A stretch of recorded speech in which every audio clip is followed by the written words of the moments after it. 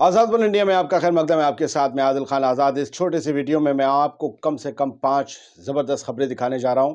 आपको दिखाऊंगा कि जिस जहाज़ में हूथी ने कल रात भाड़ कर दिया था, जिसमें 3 लोग मारे गए थे और 4 लोग जख्मी हो गए थे, उसमें से भाग खड़ा हुआ क्रू आखिरकार कैसे भारत के हाथों बचाया गया, हमारे देश भारत के हाथों। मैं आपको बताऊंगा सीज फायर पर नई अपडेट क्या है, नई खबर क्या है।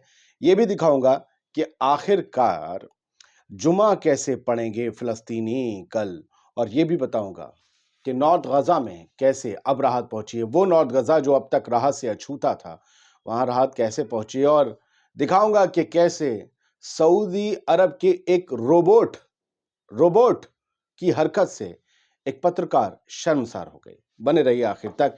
आजाद वर्ल्ड इंडिया आप ही का चैनल है, इसे सब्सक्राइब कर लें। टीम को सपोर्ट करने के लिए ये रहा QR कोड। शुरुआत करते हैं इस वीडियो की।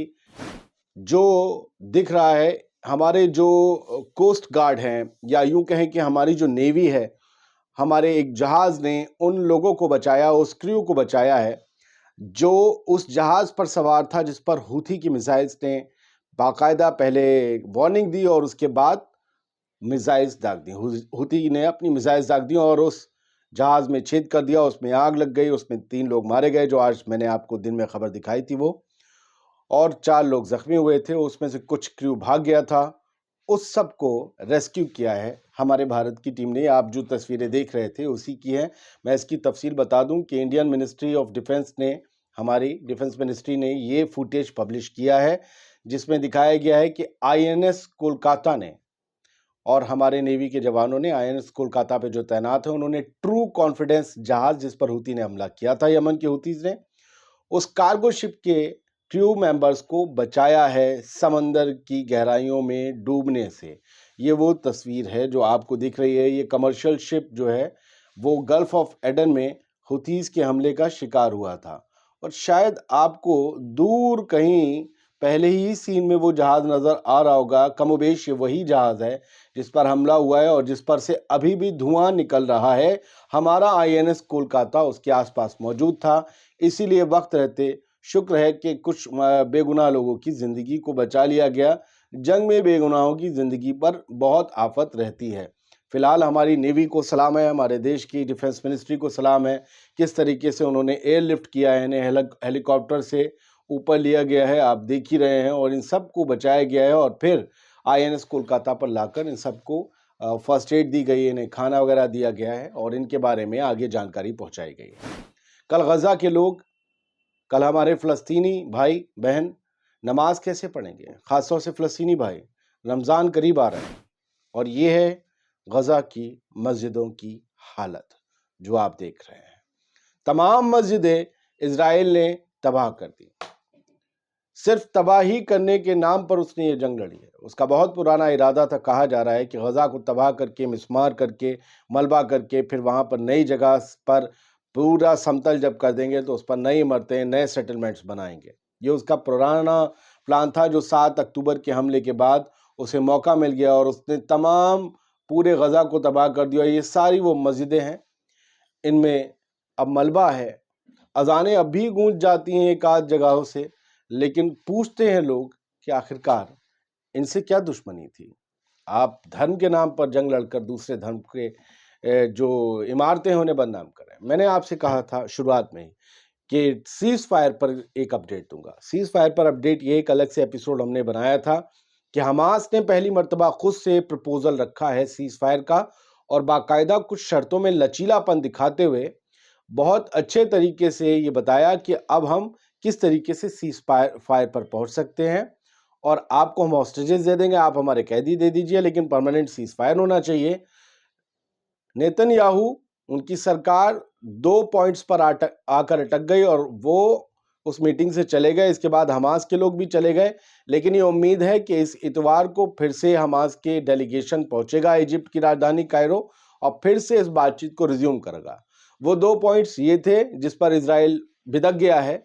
एक तो परमानेंट सीज फायर, जो हमास ने कहा कि नहीं, ऐसा ना हो कि सिर्फ हॉस्टेज लो और हम कैदी दें, उसके बाद तुम हमला बोल दो, परमानेंट सीज फायर होना चाहिए, उस पर भिदक गया। और दूसरी बात जिस पर बिदका इजराइल और नेतन्याहू, वो ये कि हमास ने डिमांड की थी कि गजा فلسطینیوں کا ہے، یہاں ایک بھی ٹینک، ایک بھی بلڈوزر، ایک بھی فوجی اسرائیل کا نہیں ہونا چاہیے، سب کو باہر نکلنا ہوگا، تبھی جا کر یہ سیز فائر ہو پائے گا۔ اس پر بھی اسرائیل بدک گیا، دونوں باتیں نہیں مانی۔ نارتھ غزہ میں مدتوں کے بعد راحت پہنچی ہے، ویسے ابھی سلسلہ شروع ہی ہوا ہے ساؤتھ اور سینٹرل میں 4-5 دن پہلے، اور یہ اب نارتھ غزہ میں پیراشوٹ کے ذریعے کچھ کھانا گرایا جا رہا ہے۔ یہ وہی علاقہ ہے جہاں بتاتے ہیں نارتھ غزہ میں، رفح ساؤتھ میں، یاد رکھیے گا، نارتھ غزہ میں سب سے برے حالات ہیں بھوک مری کے۔ یہاں 7 لاکھ لوگ ہیں جو ہڈی ہو چکے ہیں۔